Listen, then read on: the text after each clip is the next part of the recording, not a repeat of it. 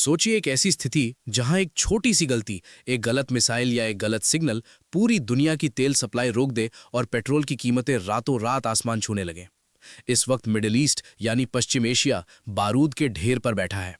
एक तरफ super power America है तो दूसरी तरफ झुकने को तैयार नहीं ईरान। लेकिन इस भारी तनाव के बीच पूरी दुनिया की नजरें भारत पर टिकी हैं। आखिर क्यों अमेरिका और ईरान दोनों के विदेश मंत्रियों ने एक साथ भारत को फोन किया? क्या भारत अब दुनिया का नया मीडिएटर बन चुका है?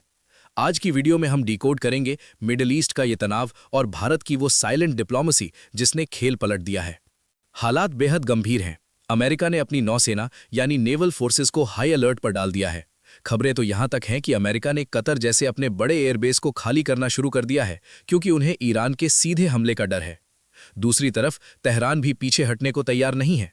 ईरान की खुफिया एजेंसियां और मिलिट्री बेस पूरी तरह सक्रिय हैं। ये सिर्फ दिखावा नहीं है, इसे कहते हैं हाई अलर्ट, यानी वो स्थिति जहां सैनिकों की उंगलियां ट्रिगर पर होती हैं।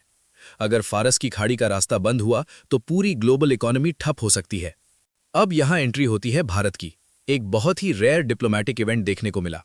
जब तनाव चरम पर था तब दुनिया के दो कट्टर दुश्मनों ने भारत से संपर्क साधा। पहले अमेरिकी विदेश मंत्री का फोन भारतीय विदेश मंत्रालय को आता है और लगभग उसी समय ईरान के विदेश मंत्री भी भारत से बात करते हैं।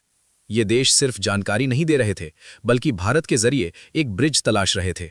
पूरी दुनिया में भारत ही वो इकलौता देश है जिसके संबंध वॉशिंगटन से भी मजबूत हैं और तेहरान के साथ भी हमारे पुराने सभ्यतागत रिश्ते हैं।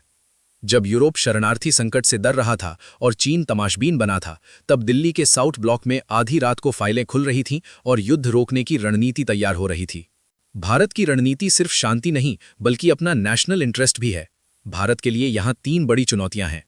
हमारे लोग खाड़ी देशों में लगभग 9 लाख यानी 9 मिलियन भारतीय रहते हैं। सरकार ने उनके लिए सख्त एडवाइजरी जारी कर दी है। ऊर्जा सुरक्षा यानी एनर्जी सिक्योरिटी, भारत अपनी जरूरत का बड़ा हिस्सा यहीं से मंगाता है। अगर यहां युद्ध हुआ तो आपके घर का बजट और पेट्रोल के दाम बिगड़ जाएंगे। इंडियन नेवी, हमारी नौसेना समुद्री रास्तों पर नजर रखे हुए हैं ताकि अगर मुख्य रास्ते बंद भी हों तो भी भारत की सप्लाई लाइन न रुके। पूरी दुनिया सांस रोककर देख रही है। अगर डिप्लोमेसी फेल हुई तो ये सिर्फ एक क्षेत्रीय युद्ध नहीं होगा बल्कि एक ग्लोबल रिसेशन का कारण बनेगा। शेयर मार्केट में अभी से हलचल है और इंश्योरेंस कंपनियों ने समुद्री जहाजों का रिस्क असेसमेंट बदल दिया है। लेकिन भारत की एंट्री ने एक ब्रीदर यानी राहत की सांस दी है। एक न्यूट्रल पावर के रूप में भारत ने साबित कर दिया है कि मिडिल ईस्ट में शांति का रास्ता अब नई दिल्ली से होकर गुजरता है। क्या आपको लगता है कि भारत इस महायुद्ध को टाल पाएगा? क्या भारत की ये बैलेंस पॉलिसी काम आएगी? अपनी राय कमेंट सेक्शन में जरूर बताएं। वीडियो पसंद आई हो तो इसे लाइक करें और कूटनीति की ऐसी ही खबरों के लिए सब्सक्राइब करें। जय हिंद।